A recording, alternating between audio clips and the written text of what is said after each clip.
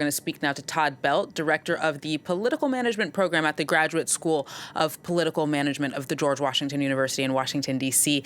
Thank you very much for joining us today, Todd. So, 4 U.S. presidents have been assassinated. At least 7 others, either candidates or presidents, were shot at but survived, without mentioning the many lawmakers or other political figures like Charlie Kirk that have had attempts on their life. And yet, every time something like this happens, politicians, pundits are all rushing to say that this is not who or what America is. But how true is that given the reality of political violence in the United States? Well, thank you. It's good to be with you again. I wish that the situation were different. But yes, this is who America is. This is not something where people say this is not who we are. We are deeply steeped in a lot of violence in this country, and it's really unfortunate. So, given that knowledge, when you hear experts or commentators talking about an increase in political violence, what do you think we're talking about concretely?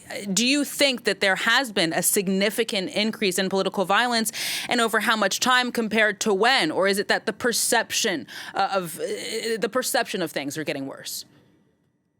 Well, there has been an increase in political violence, and this has been pretty well documented. There's also been an 8-fold increase in threats on legislators as tracked by the Capitol Police. That is, members of Congress have been threatened 8 times more than before 2016 when Donald Trump ran for office. Now, we can't put this all at Donald Trump's feet, but he did throw gasoline on the fire.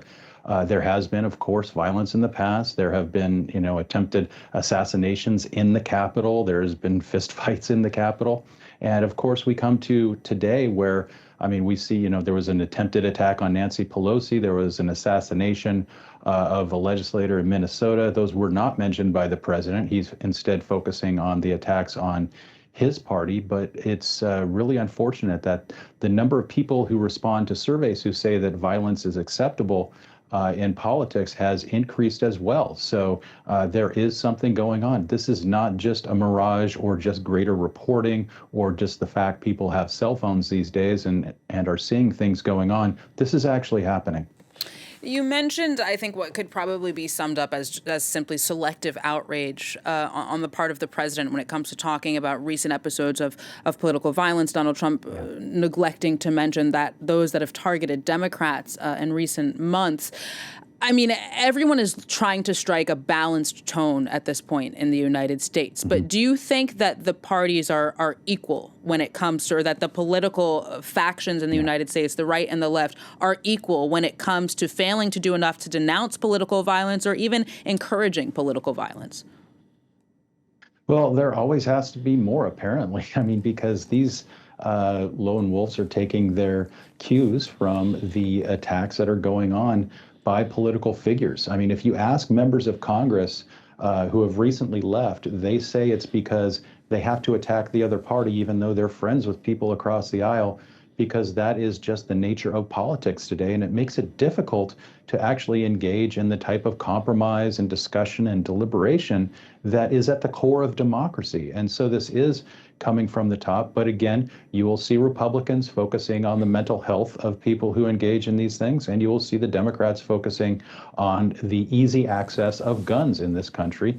We are the only country in the world where this happens on a very regular basis, and the number of episodes really outstrips any other country. And again, it's not just our politicians who are targeted. It's things that happen in schools. There are school shootings that happen every day, including yesterday when Charlie Kirk was shot.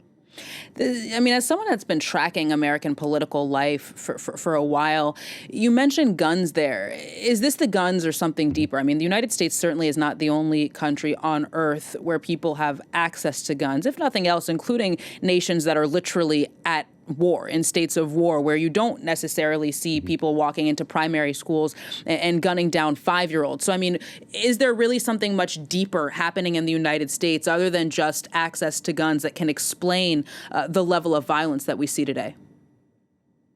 Right. Well, we do have a greater access to guns here in the United States than any other country. It is enshrined in our Second Amendment, and a lot of people have made it their life's work to make sure people have easy, unfettered access to guns. Even the National Rifle Association came out the other day when there was someone who was a transsexual person who engaged in a gun crime, and they said, we want everyone to have access to guns. But there is something different in the United States where we're seeing a lot more attacks on the other side. There's a culture war going on here in the United States that goes beyond our political war that we have between a very differentiated and hyper-partisan environment. Now, Donald Trump, sir, of course, blamed the radical left. This isn't the first time. But I mean, who do you think that he is talking about? How much violence, at least recent violence in the United States, can be attributed with certainty to left-wing groups? Well, it's really difficult. I mean, as there's some studies that have been done by other independent groups that show that most of the political types of violence are directed by, have come from right-wing individuals. However, there are some very high-profile ones from left-wing individuals, of course. Donald Trump being on the recipient side of one just last summer. And of course, people can pick and choose the ones they want to highlight when it comes to having some anecdotal evidence. But it's really difficult to say that both sides are at blame, because there's just so much more of a propensity on the Republican side to have access to guns, to use those guns, and to engage in these types of attacks. Your writing, of course, focuses on the mass media, public opinion, amongst other political themes. Do you think that there's shared societal responsibility for this violence, be it the president, lawmakers, local politicians, influencers, or the news media? I mean, is it fair to blame any group for what we see happening today?